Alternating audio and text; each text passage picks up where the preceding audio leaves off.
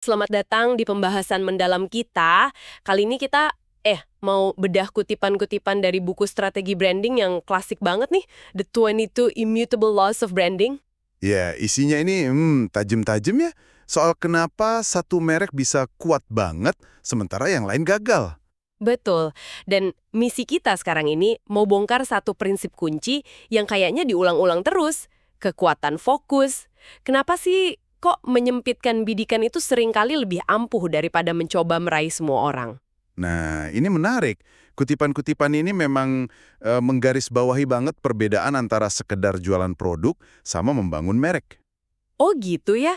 Bedanya di mana tuh? Jadi kalau pemasaran biasa kan seringnya fokus ke penjualan jangka pendek aja ya.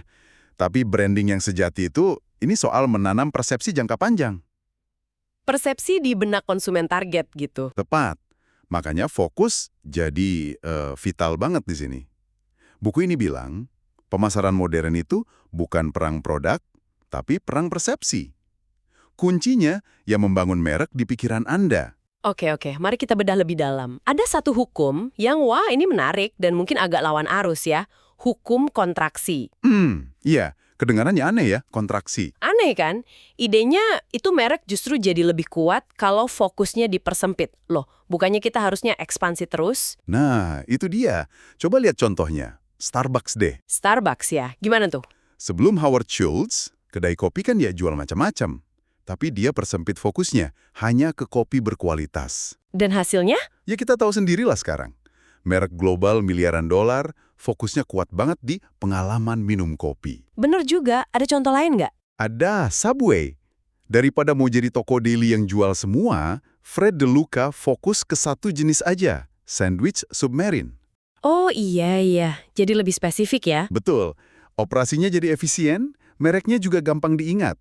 Toys R Us juga gitu. Dulu mereka jual furnitur anak juga, tapi terus dibuang, fokus murni ke mainan. Jadi semakin sempit fokusnya, semakin dalam nancapnya di kategori itu. Bisa dibilang gitu, kayak analoginya kayak gali sumur. Mending dalam kan, daripada lebar tapi dangkal. Nah, ini kontras banget sama godaan terbesar dalam pemasaran, ekspansi. Betul sekali.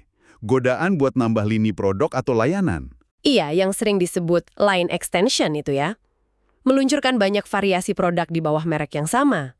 Tujuannya sih jelas dong, dongkrak penjualan jangka pendek. Tapi, nah ini dia, penulis buku ini ngasih peringatan keras. Strategi kayak gitu justru bisa melemahkan merek dalam jangka panjang. Melemahkan gimana maksudnya? Mereka kasih contoh Chevrolet sama Ford. Chevrolet kan model mobilnya banyak banget tuh. Iya, macem-macem. Sementara Ford lebih sedikit. Nah, argumennya, merek Ford terasa lebih kuat karena fokusnya lebih sempit. Masuk akal juga. Mungkin penjualan Chevrolet naik sesaat ya dengan banyak modal itu, tapi... Tapi identitas mereknya jadi agak kabur gitu. Ada data menarik juga loh. American Express nambah banyak jenis kartu. Pangsa pasarnya malah turun dari 27% ke 18%. Wah, turun jauh ya. Iya, Levi's juga. Bikin puluhan potongan jeans. Pangsa pasarnya anjlok dari 31% ke 19%. Terus Crest, nambah varian pasta gigi banyak banget. Pangsa pasar turun dari 36% ke 25%. Sampai akhirnya kesalip sama Colgate. Gila juga ya angka-angkanya. Jadi kayak ekstensi lini ini malah makan induk mereknya sendiri gitu. Bisa jadi. Analoginya mungkin kayak gini. Coba bayangin jual jam Rolex harganya $100. Wah, ya pasti laku keras lah sesaat. Tapi, Nah, tapi citra mewah Rolex langsung hancur seketika kan? Ini nyambung juga nih sama hukum kata. hukum kata. Maksudnya? Merek yang fokus itu bisa memiliki satu kata di benak konsumen. Contohnya Volvo itu apa? Keselamatan, IMB? mengemudi, Iya. kesenangan berkendara gitu ya. Nah, itu dia. Kalau mereknya terlalu luas, susah banget punya satu kata kunci yang bener-bener nempel kuat. Federal Express tuh contoh bagus. Awalnya mereka fokus banget sama pengiriman semalam. Oh iya, jadi identik ya, FedEx itu semalam, pengiriman cepat. Betul. Kata itu jadi milik mereka. Oke. Terus ini semua mengerucut kemana nih? Semua ini bermuara pada apa yang disebut hukum singularitas. Katanya aspek terpenting dari sebuah merek, ya fokus tunggalnya, Fokus tunggal. Jadi kalau kehilangan fokus, ya berarti kehilangan nyawa merek itu sendiri. Atari itu contoh klasik yang disebut di buku. Atari, game itu kan? Iya, dulu kan kuat banget sebagai merek video game, terus mereka coba-coba masuk ke pasar komputer, akhirnya Gimana? kehilangan arah. Dan kekuatan mereka di pasar game pun ikut terkikis. Sayang banget. Wah, ternyata prinsip fokus ini relevan juga ya sampai ke era internet sekarang. Banget. Ada yang disebut hukum nama umum buat branding di internet. Katanya pakai nama generik kayak wine.com atau pets.com itu kesalahan fatal. Kenapa fatal? Bukannya gampang diingat ya kalau namanya sesuai kategori? Justru itu masalahnya. Terlalu generik jadi nggak unik. Sulit diingat sebagai merek spesifik, cuma sebagai kategori aja. Coba bandingkan sama merek internet yang sukses. Kayak Amazon, Yahoo, eBay gitu. Nah, iya. Mereka pakai nama unik, nama diri, proper noun. Nama-nama ini lebih mudah ditanamkan di pikiran sebagai entitas merek yang beda, bukan sekedar kategori produknya. Oke, jadi kalau kita tarik benang merahnya nih dari semua kutipan tadi, Intinya kuat banget sih pesannya. Kekuatan merek itu seringkali berbanding terbalik sama cakupannya. Semakin luas cakupannya, seringkali malah semakin lemah mereknya. jadi menyempitkan fokus itu strategi jangka panjang yang ampuh ya. Betul, untuk bangun merek yang kokoh. Sementara itu, godaan buat ekspansi demi untung sesaat itu justru bisa jadi bumerang.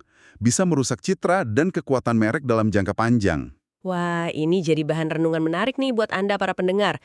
Coba deh pikirkan merek yang Anda kelola sekarang. Atau mungkin ya merek pribadi Anda sendiri. Iya, coba tanya ke diri sendiri. Apakah cakupannya udah terlalu luas? Apa sih satu ide atau satu kata inti yang benar-benar pengen Anda tanamkan di benak orang lain pas mereka dengar nama Anda atau merek Anda?